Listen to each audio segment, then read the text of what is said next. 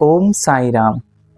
Archit the blessing of Sai channel पे आपका फिर से स्वागत है। और आज हम आपके साथ शेयर करने वाले हैं बाबा की एक बहुत ही प्यारी सी लीला, जिसे सुनकर आपको बहुत ही आनंद आने वाला है। देखिए, जैसे कि हमें स्वप्न में या कह दीजिए हमारे गुरु या फिर ईश्वर या जो भी जिन्हें हम मानते हैं, जिनकी आराधना पूजा करते हैं, अगर वो हमें स्वप्न में आकर किसी भी रूप में किसी भी तरह से अगर हमारा मार्गदर्शन करते हैं, तो उसे आप सिर्फ सपना समझ के मत भूल जाना, क्योंकि उसके बारे में आज कल नहीं तो लेकिन आने वाले कुछ दिनों में आपको ज़रूर उसका मतलब समझ आएगा। क्योंकि जो हमारे ईश्वर हैं, जो हमारे गुरु हैं, जो हमारे भगवान हैं, एक उनका ये मार्ग होता है हम तक पहुंचने का। वैसे तो उनके बहुत से ज़रिए हैं, हमें वो किसी ना किसी रूप में आकर हमारी मदद करते हैं, हमेशा हमें गाइड करते हैं। पर स्वप्न भी उनमें से एक ऐसा मार्ग है जो वो हमेशा चुनते हैं अपने भक्तों के लिए। तो आज की लीला के साथ मैं आपको लेके चलता हूँ शिरडी के उस दौर में जब बाबा स्वयं द्वारका माई में बैठे हुए हैं और अपने भक्त जनों के साथ बातें कर रहे हैं। उस टाइम पे कुछ लोग आ रहे हैं द्वारका माई में, कुछ जा रहे हैं, शाम का वक्त है। उन दिनों क्या था, एक मद्रासी भजन मंडली नामक एक ग्रुप था जो जगह जगह पर जाकर भजन किया करते थे, भगवान का नाम कीर्तन किया करते थे। और वह लोग काशी की यात्रा पर थे। मतलब एक फैमिली था पूरा, वो फैमिली सिर्फ यही काम करते थे। मतलब उनका प्रोफेशन भी हम कह लें कि यही था। तो जब वो काशी यात्रा पर थे तो रास्ते में उन्होंने साईं बाबा के बारे में बहुत सुना था, क्योंकि बाबा की ख्याति तो दूर दूर तक फैल चुकी थी तब तक। तो उन्होंने सोचा कि क्यों ना कुछ दिन शिरडी में बिताया जाए और साईं बाबा के सामने भजन प्रस्तुति की जाए। पर इसमें दो चीज़ें थी। जो मद्रासी, जो मेन हेड था, उसका हम कह लें मुखिया था, जो वो पूरी टीम को चलाने वाला, वो थोड़ा लालची किस्म का इंसान था। मतलब उसको था कि उसको सिर्फ धन चाहिए था, मतलब कहाँ से उसको ज़्यादा धन मिले। अब उसको तो था, पता चला कि बाबा जो हैं वो उनके पास दक्षिणा तो बहुत आती है और बाबा लोगों में ही बांट देते हैं। और सबसे इम्पोर्टेंट बात, बाबा कलाकारों की बहुत रिस्पेक्ट करते थे। कलाकारों को वो कभी खाली हाथ नहीं भेजते थे। जैसा कि हमें पता है कि बाबा भजन सुनना, नाचना बाबा को बहुत पसंद था। तो जो भी कलाकार उनके दर पर आता था, बाबा उनसे खुश होकर उनको आशीर्वाद के रूप में कुछ ना कुछ पैसे दे दिया करते थे। तो उनको भी ये लगा कि साईं बाबा के पास तो हमें बहुत सारा पैसा मिलेगा। मतलब जो उनका मुखिया था उसके दिमाग में एक चीज़ थी। बट जो उनकी वाइफ थी वो भी उस ग्रुप में थी। बहुत शांत स्वभाव की लेडी, मतलब सच्चे दिल से पूजा आराधना करनी, भजन गाना, वो एक दिल से, मतलब भगवान से अपने आप को कनेक्ट करती। वो राम जी की बहुत बड़ी भक्त थी। मतलब तो बाबा के शाम के वक्त द्वारका माई में भजन संध्याएं होने लगी। बाबा के सामने लोग बैठते, आके वो लोग भजन करते। बहुत अच्छा कार्यक्रम होता। लेकिन साईनाथ से कुछ छुपा थोड़ी ना है। साईनाथ तो सबके मन की जानते हैं कि किसके मन में क्या चल रहा है। और बाबा को सही रास्ते पर लाना बहुत अच्छे से आता है अपने बच्चों को, है ना। तो एक बार ऐसा हुआ, भजन करते करते उनकी वाइफ थी जिनका मन बहुत प्योर था, तो वो बाबा को देख के भजन गाती रही और मतलब वो खो गई बाबा में। तो जैसे ही वो खो गई तो उनको बाबा में साक्षात भगवान राम के दर्शन हुए। एक बार नहीं, दो बार नहीं, बहुत बार हुए। बहुत खुश हुई, बहुत खुश हुई। उस भजन संध्या के बाद जब वो घर आई, उसने अपने पति से शेयर किया कि ऐसा ऐसा हुआ मेरे साथ, मुझे बाबा में साक्षात राम जी दिखाई दिए।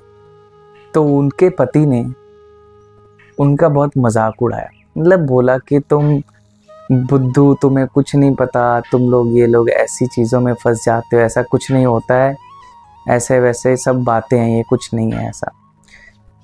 पर उसका मन बहुत दुखी हुआ, लेकिन वो मौन धार करके बैठ गई कि ठीक है, जिसको जो बोलना है बोलने दो, बट मैंने तो कुछ फील किया है। और वाकई में उन्होंने कुछ तो फील किया था। लेकिन उनके जो पति थे, जो उन पूरे भजन मंडली के जो हेड थे, मुखिया, वो बंदा थोड़ा लालची और इन चीज़ों पे ना विश्वास करने वाला। बेशक से वो काम वही कर रहे थे, बट वो एज आ अर्निंग सोर्स के लिए उसको लेके चल रहे थे। अब हुआ ऐसा कि बाबा उसके सपने में आए। किसके? मुखिया जी के। मतलब वो लेडी को जब उसने डांटा और उसका मजाक उड़ाया, तो बाबा मुखिया के सपने में आए। अब सपना आया उसे, उसने देखा कि वो जेल के अंदर बंद है और उसको हथकड़ियाँ लगी हुई हैं, और जेल के उस पार बाबा खड़े हैं और अंदर सिपाही उसके पास खड़ा है। तो देख के एकदम घबरा गया कि मैं यहाँ कैसे आ गया। तो उसने बाबा से पूछा कि बाबा मैं यहाँ पे कैसे आ गया, मैंने क्या किया? तो उनको बताया कि तुम चोरी के इल्ज़ाम में गिरफ्तार हुए हो। तो बोला मैंने तो कोई भी गलत काम नहीं किया, मैंने कोई गलत काम नहीं किया, मुझे क्यों अंदर किया है, मुझे क्यों ऐसे पकड़ के रखा है? तो बाबा ने बोला ये तो तुम्हारे कर्मों का फल है, वो तो तुम्हें भोगना ही पड़ेगा। तो मद्रासी ने बोला कि अब मैंने तो कोई गलत काम नहीं किया, मैंने तो किसी का कुछ बुरा नहीं किया, मैंने कुछ नहीं चुराया। तो बाबा ने हंस के बोला कि ये तुम्हारे पुराने जन्मों का ही पाप है जो आज तुम यहाँ खड़े हो। तो मद्रासी ने कहा पुराने जन्म? मुझे पुराने जन्म का तो कुछ पता नहीं, लेकिन इस जन्म में तो आप मेरे सामने खड़े हो, मैं आपकी शरण में आऊँ, मैं आपकी शिरडी में आया हूँ, तो आप मेरे साथ होने चाहिए, मैं इस तरह ऐसे क्यों फंसा हूँ? तो बाबा ने बोला क्या तुम पूर्ण रूप से मेरी शरण में हो? तो मद्रासी ने जवाब दिया हाँ बाबा, हाँ अवश्य, मैं बिल्कुल आपके चरणों में नतमस्तक हूँ, मैं आपकी शरण में हूँ, प्लीज़ मुझे यहाँ से बचा लीजिए, मुझे यहाँ से निकाल लीजिए। तो बाबा ने कहा चलो ठीक है, तुम अपनी आंखें बंद करो। तो मद्रासी ने जैसे आंखें बंद करी तो उसको बहुत तेज बिजली की गड़गड़ाहट की आवाज़ सुनाई दी। अब जैसे आवाज़ सुनाई दी उसने आंखें खोली तो देखा कि उसके हाथ की बेड़ियां खुल गई हैं, बट वो सिपाही जो है वो वहाँ पे मृत पड़ा है उसके सामने। उस बाबा ने उसको भयभीत किया एक तरह से। तो बाबा ने उसको अपने साथ लिया, स्वप्न में ही, अभी वो सो ही रहा, स्वप्न में है सब। तो बाबा ने उसे अपने साथ लिया और उसको बहुत अच्छा उपदेश भी दिया, जिसमें कि उन्होंने उसे समझाया कि उनके कुल देवताओं के बारे में, कुल परंपराओं के पूजा विधि और जो संस्कार जिनसे उनके पूजा की जाती है, बाबा ने उसके ऊपर उन्हें उपदेश दिया। इसके बाद बाबा ने उन्हें अपने साथ आने को कहा और भजन संप्रदाय के आद्य गुरु श्री रामदासी स्वामी जी का बाबा ने उन्हें साक्षात्कार करवाया और उसके बाद वह अदृश्य हो गए। मद्रासी की जब आँख खुली वो एकदम भौचक्का सा रह गया कि उसको हर वो चीज़ याद आ रही थी जो प्रश्न उत्तर उसके साथ बाबा ने स्वप्न में करे। तो उसके मन में बड़ा गिल्ट फील हो रहा था कि उसने अपनी पत्नी के साथ शायद सही व्यवहार नहीं किया, मतलब उसको एक पश्चाताप हुआ। बट कहीं ना कहीं उस स्वप्न का, उस प्रश्न उत्तर का, उस बाबा के साक्षात्कार का उस मद्रासी पर बहुत गहरा प्रभाव पड़ा और उसने अपना जीवन वाकई में सरेंडर कर दिया बाबा के चरणों में। और अगले दिन जब फिर से भजन संध्या हुई द्वारका माई में, फिर वही माहौल है, ढोल ताशे बज रहे हैं, आप भी हम सब वहीं बैठे हैं। जस्ट एक बार के लिए सोचें, और बाबा सामने द्वारका माई में अपने थड़े पे बैठे और पूरा राम नाम भजन सब चल रहा है। तो इस दिन क्या हुआ, मद्रासी ने भजन तो गाया जो उसका काम था, पर इस बार उसके मन में पैसों के लिए बिल्कुल भी वो फीलिंग नहीं थी कि मुझे बाबा से पैसे चाहिए। इस बार उसने पूरी श्रद्धा से गाया, और उसकी वाइफ तो हमेशा ही श्रद्धा से गाती थी। तो इस दिन क्या हुआ, बाबा इतने खुश हुए और बाबा ने खुद से मिठाइयाँ बांटी सारे भक्तों में।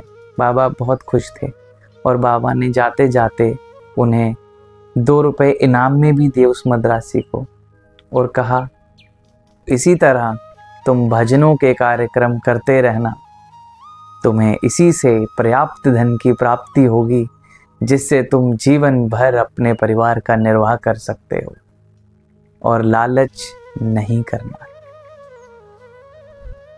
तो इसी के साथ यह लीला यहाँ पे समाप्त होती है। पर मैं आपको फिर से एक पॉइंट पे लेके जाना चाहूँगा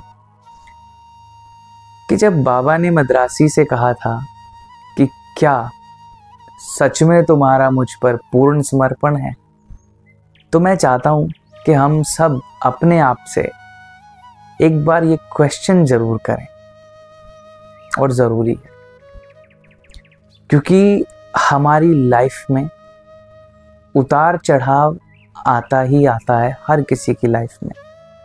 पर कहीं ना कहीं किसी मोमेंट पे कुछ लोग ब्रेक डाउन हो जाते हैं, और फिर वो अपने गुरु भगवान ईश्वर उन्हीं पे क्वेश्चन करना स्टार्ट करते हैं। तो पहला क्वेश्चन हमें अपने आप से करना है कि हमारा क्या पूर्ण समर्पण है अपने ईश्वर के प्रति। अगर है तो फिर क्या सही और क्या गलत, सब है तो उसी की इच्छा से, है ना।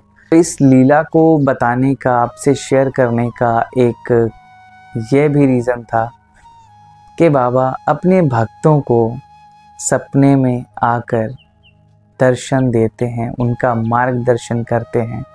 यह हमारे ईश्वर का एक मार्ग होता है भक्त तक पहुंचने के लिए। तो कभी भी अपने मन में ये ना सोचे कि यार ठीक है, एक सपना ही था, कुछ हुआ तो है नहीं, है ना। तो वो चीज़ का रिजल्ट हमें आज नहीं तो कल डेफिनेटली मिलता है। तो इसी के साथ अब हम मिलेंगे हमारी अगली वीडियो में बहुत ही जल्द नए एक पॉडकास्ट के साथ, या फिर बाबा के इसी तरह प्यारे प्यारे अनुभव के साथ। और तो अगर आप लोग भी अपना कोई एक्सपीरियंस या फिर बाबा के साथ जो भी आपके जीवन में अनुभव हुआ हो वो अगर शेयर करना चाहते हैं, तो आप हमारे इंस्टाग्राम पर जाकर DM कर सकते हैं। जितने भी लोग यह वीडियो देख रहे हैं, सुन रहे हैं, बाबा की लीलाओं का गुणगान कर रहे हैं, आज के दौर में उन सभी पर बाबा की स्नेह, बाबा का प्रेम और बाबा का आशीर्वाद सदा ही बना रहे। ओम साईं राम।